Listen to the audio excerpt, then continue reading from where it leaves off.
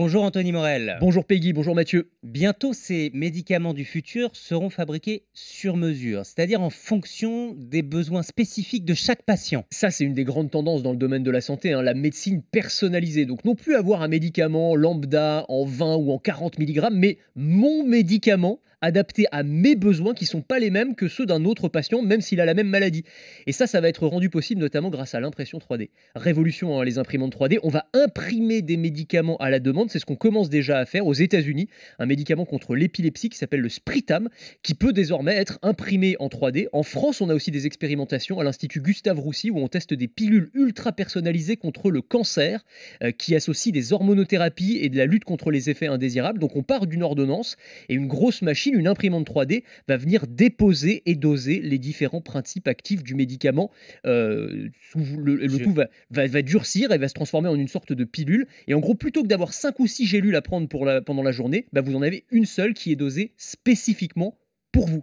Et Au-delà de ces médicaments-là, spécifiques pour nous, je suis toujours fasciné quand vous nous parlez des imprimantes 3D. mais On c'est peut tout on peut imprimer en tout 3D. imprimer, À ça va. manger, des Des médicaments, médicaments et absolument. même de la peau, on peut imprimer des organes également. Et alors le petit point bonus avec l'impression 3D, c'est qu'on peut aussi faire des formes à la demande. Donc vous pouvez faire des médicaments en forme d'ourson pour les enfants ou sous forme de gomme à mâcher plutôt qu'un comprimé à avaler. Donc voilà, le potentiel est énorme. Et justement, on pourrait imaginer des médicaments qu'on n'aurait plus besoin d'avaler? Ouais, alors ça, c'est une innovation incroyable qui vient de Montpellier, une entreprise qui s'appelle Medincell qui veut réinventer la façon dont on prend un médicament. Aujourd'hui, on vous donne une ordonnance, vous allez chez le pharmacien, vous avez des cachets à avaler à telle ou telle heure de la journée pendant un certain nombre de jours.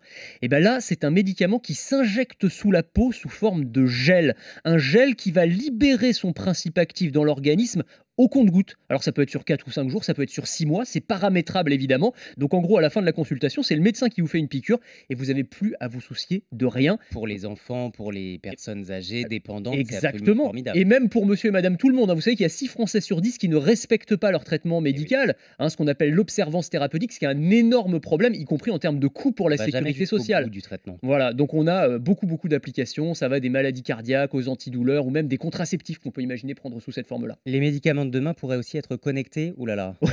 Alors là, on arrive vers des choses un petit Oui. peu plus effrayantes, un peu moins ragoûtantes. Ouais, connectés pour nous prévenir qu'on a oublié de les prendre. Aux États-Unis, la FDA, qui est l'autorité de régulation du médicament, a autorisé la commercialisation d'une pilule connectée qui est capable d'indiquer qu'elle a été bien ingérée. Elle s'appelle Abilify, elle est destinée aux patients atteints de schizophrénie ou de troubles bipolaires. Ça ressemble à une pilule normale, on l'avale, mais à l'intérieur, vous avez un petit capteur électronique de la taille d'un grain de sel qui s'active quand il entre en contact avec les sucs gastriques et il envoie un message, un patch qu'on porte sur soi qui lui-même va communiquer avec notre smartphone ou avec celui du médecin pour dire oui, on a bien pris le médicament ou on n'a pas pris le médicament. Alors évidemment, ça va poser un certain nombre de questions éthiques. Est-ce qu'on a le droit de transformer les médicaments en petits mouchards? Après, on peut comprendre l'intérêt que ça peut représenter pour le suivi de malades qui peuvent oublier de prendre leurs médicaments.